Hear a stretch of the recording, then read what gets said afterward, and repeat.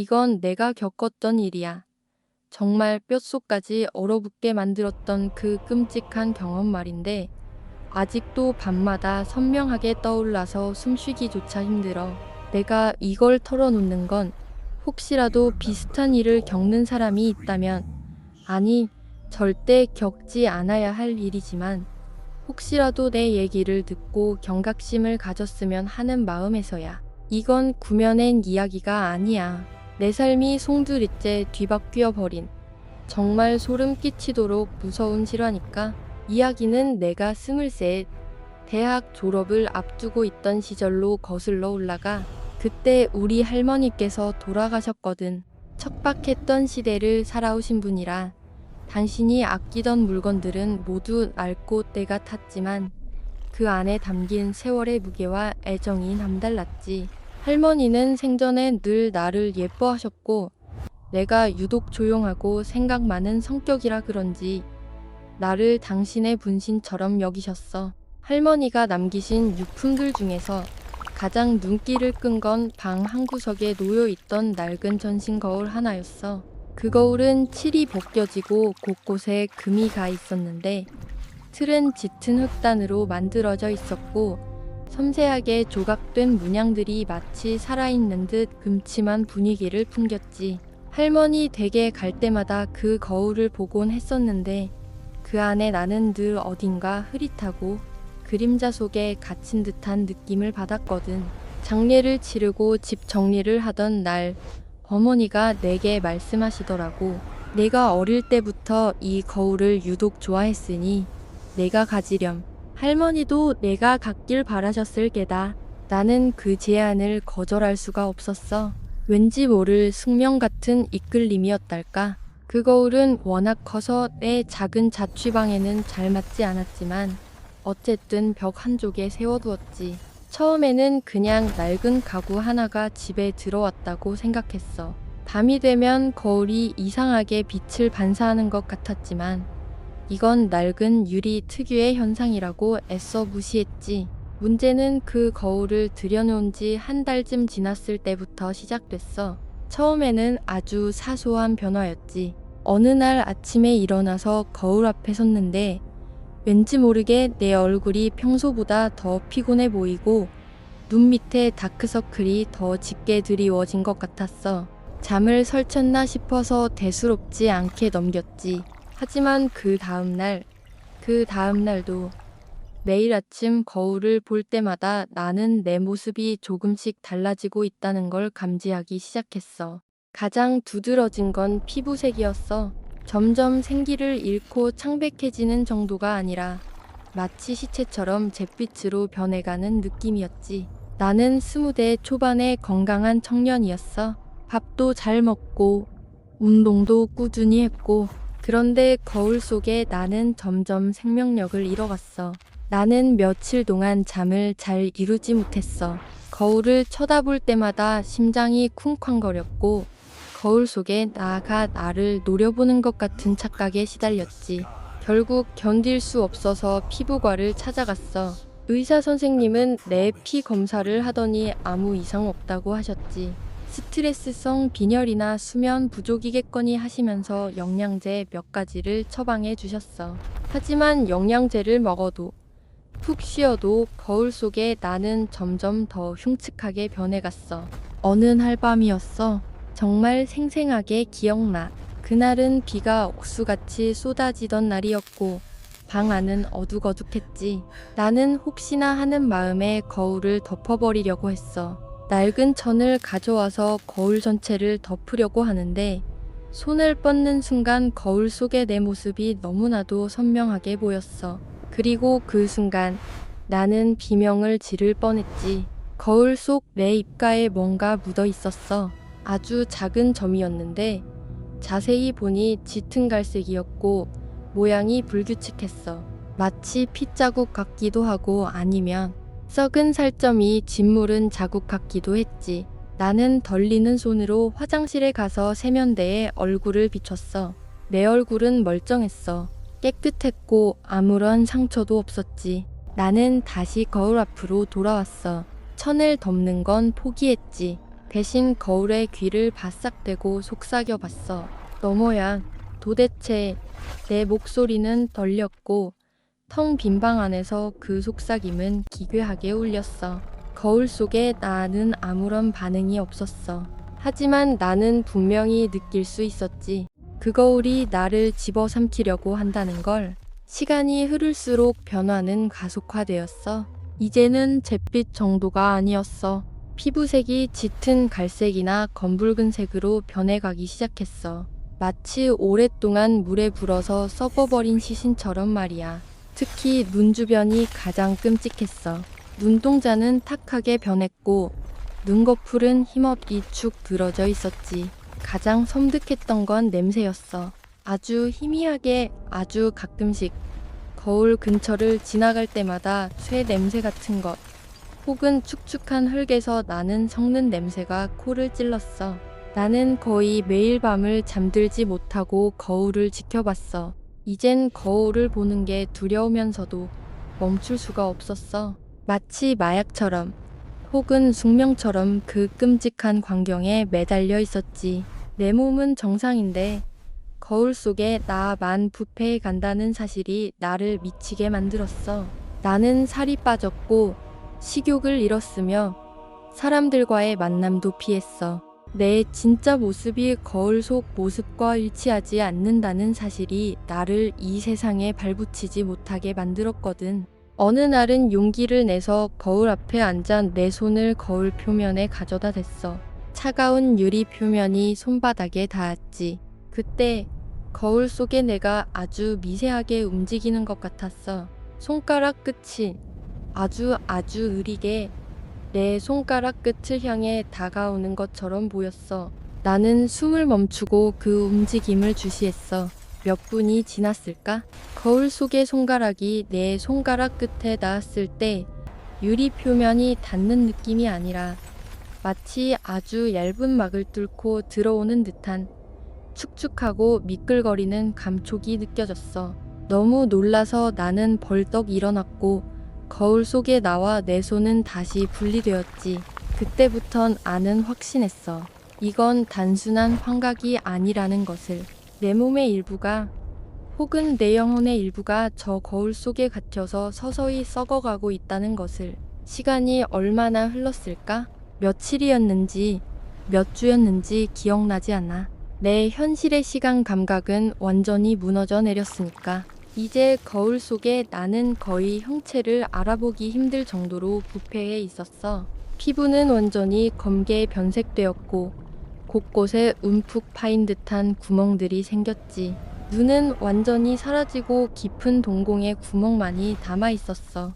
역겨움과 공포가 내 모든 감각을 지배했지. 그리고 마침내 그날이 왔어. 그날은 유난히 조용하고 습한 저녁이었어. 나는 거울 앞에 쭈그리고 앉아 있었어. 이제는 거부할 힘도 없었지. 그저 끝을 기다리는 희생양처럼. 나는 거울을 들여다보았어. 썩어 문드러진 내 모습이 마치 알을 비웃는 듯한 형상으로 나를 응시하고 있었지. 그 순간 기적이 일어났어. 아니, 기적이 아니라 지옥의 서막이었지. 거울 속에 나가 미세하게 입꼬리를 올리는 것을 보았어. 처음으로 그것은 웃음이었어. 썩어 문드러진 그 얼굴이 비틀리며 형성한 섬뜩하고 잔인한 미소. 나는 몸이 굳어버렸어. 숨을 쉬는 것조차 잊어버렸지. 그리고 그 입이 희미하지만 분명하게 소리를 냈어. 목소리는 내 목소리였지만 깊은 웅덩이 속에서 울려나오는 것처럼 낮고 쉰 소리였지. 이제 나올 차례야. 그 말을 듣는 순간 내 온몸에 피가 식는 듯한 기분을 느꼈어.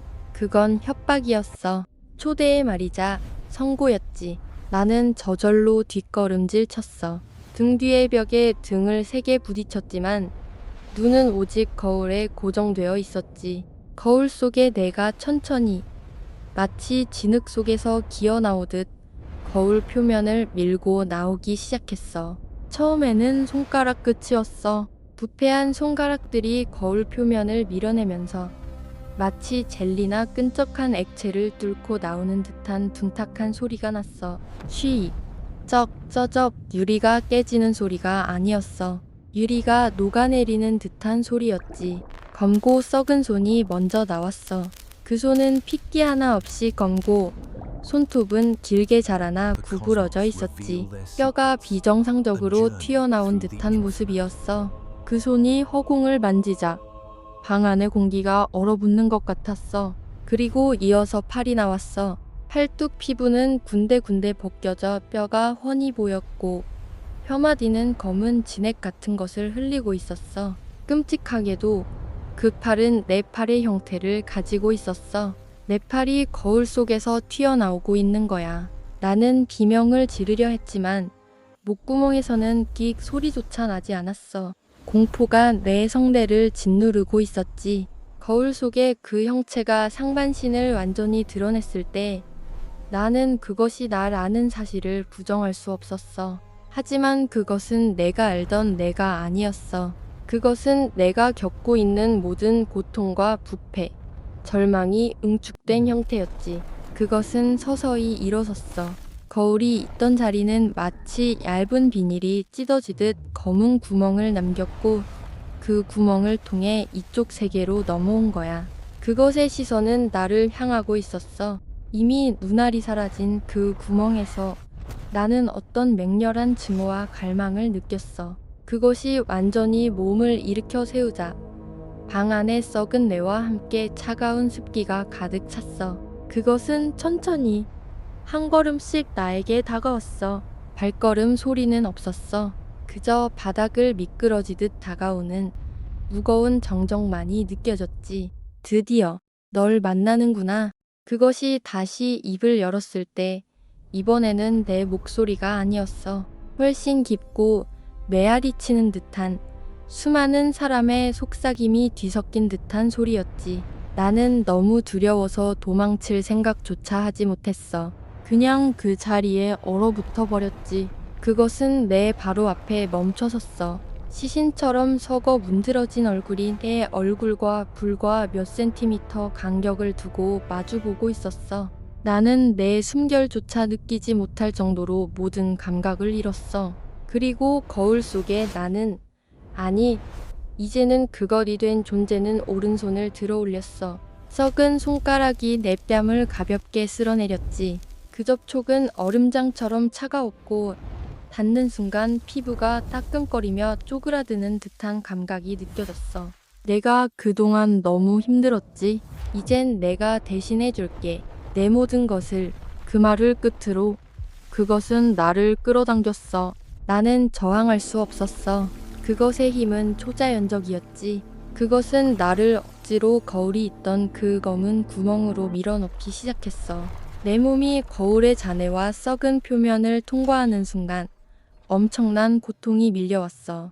마치 내 몸이 찢기고 갈라지고 압축되는 듯한 느낌이었어. 나는 필사적으로 저항하려 했지만 이미 내 몸의 주도권은 그것에게 넘어가고 있었어. 내 의식은 흐려지기 시작했고 끔찍한 환영들이 눈앞을 스쳐 지나갔어. 할머니의 얼굴, 낡은 거울을 닦던 할머니의 손, 그리고 거울 속에서 나를 쳐다보던 수많은 눈동자들이. 마지막 순간 나는 내 몸이 완전히 거울 속으로 빨려 들어가는 것을 느꼈어. 그리고 내가 딛고 있던 바닥이 사라지고 끈적하고 축축한 어둠 속으로 추락했지. 쉬익. 눈을 떴을 때 나는 여전히 내 방에 있었어. 하지만 뭔가 달랐지. 방이 훨씬 어둡고 공기가 무거웠어. 나는 천천히 몸을 일으켰어. 온몸이 쑤셨지만 이상하게도 몸은 가벼웠어. 나는 불안한 마음에 방 한쪽에 세워져 있던 거울을 향해 몸을 돌렸어. 거울에는 내가 서 있었어. 생기 넘치고 건강해 보이는 바로 어제까지의 나의 모습. 나는 안도의 한숨을 내쉬려 했지만 내 입에서 나오는 것은 낯선 쉰소리였지. 내가 거울 속으로 들어간 게 아니었어. 그것이 나인 척 나의 자리에 들어온 거야. 나는 공포에 질려 거울 속을 들여다봤어. 거울 속에 나는 활짝 웃고 있었어. 생생하게 살아있는 듯한 미소였지. 그리고 그 미소 짓는 나의 손이 천천히 거울 표면을 더듬더니 썩어 문드러진 그 손가락으로 거울을 톡톡 두드렸어. 나는 무의식적으로 내 손을 들어 거울을 두드리는 척했지. 하지만 내 손은 여전히 건강했고 소리도 나지 않았어. 거울 속에 내가 속삭였어. 그 소리는 명확했고 내 귀 속에 직접 박히는 듯했지. 걱정 마. 내가 살던 세상. 이제 내가 잘 돌봐줄게. 아주 오랫동안. 그 순간 나는 내가 지금 서 있는 이 공간이 바로 그 썩어 문드러진 차갑고 어두운 거울 속의 세계라는 것을 깨달았어. 내가 보고 있던 그 낡은 거울은 사실은 이 세상으로 나갈 수 있는 유일한 창문이었던 거야. 나는 절규했지만 소리는 나오지 않았어.